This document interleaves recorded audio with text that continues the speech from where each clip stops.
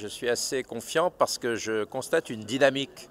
C'est-à-dire d'une part le fait de se reconnaître, de se respecter, de s'écouter, de dialoguer, c'est nouveau. Et ça ne se fait pas en face à face, ça se fait avec l'ensemble des parties prenantes.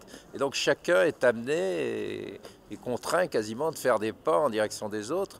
Et donc moi je pense qu'on peut dégager des convergences, voire des consensus. France Nature Environnement, avec la Ligue ROC et la Ligue pour la protection des oiseaux, souhaite que dans le triptyque du développement durable qui lie économie sociale et environnement, eh bien, la question environnementale soit mise au même niveau que les autres problématiques. Je crois que l'ensemble des partenaires sont conscients qu'il faut redonner un petit coup de pouce à la question environnementale et donc que les partenaires environnementaux, que ce soit des associations ou d'autres acteurs, doivent être reconnus. Je pense que ça fait relativement consensus. Nous avons en tant que collectivité régionale des messages plus particuliers à porter qui sont d'abord que les régions sont un espace particulièrement pertinent pour développer des politiques de développement durable et cela dans des conditions pour le moment sur le plan institutionnel et financier qui sont incertaines. Et c'est une des grandes revendications des régions, c'est de dire à l'État,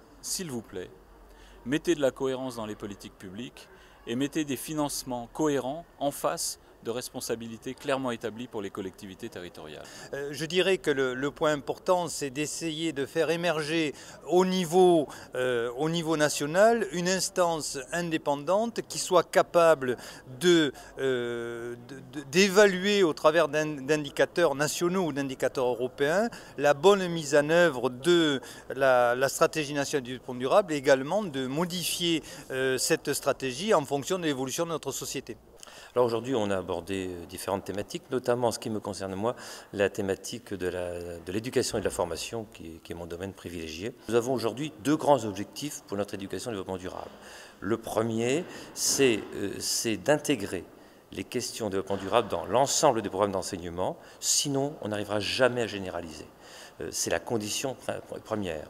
L'autre objectif, c'est d'intégrer les questions de développement durable dans les projets d'école et d'établissement. On a beaucoup surfé sur le social. En revanche, il y a un pilier que l'on n'a pas discuté, qui est le pilier économique. Et nous estimons, nous, à Force ouvrière, que les politiques très libérales, si on les maintient, on pourra faire sur le papier toutes les politiques environnementales que l'on veut, on ne pourra pas modifier la donne. La FNSE a poussé un certain nombre de sujets, notamment la nécessité d'une meilleure formation de l'ensemble des citoyens et des acteurs, puisque beaucoup de gens parlent d'environnement et de développement durable, mais ne connaissent pas la nécessité d'associer les trois piliers que sont l'économie, le social et l'environnement.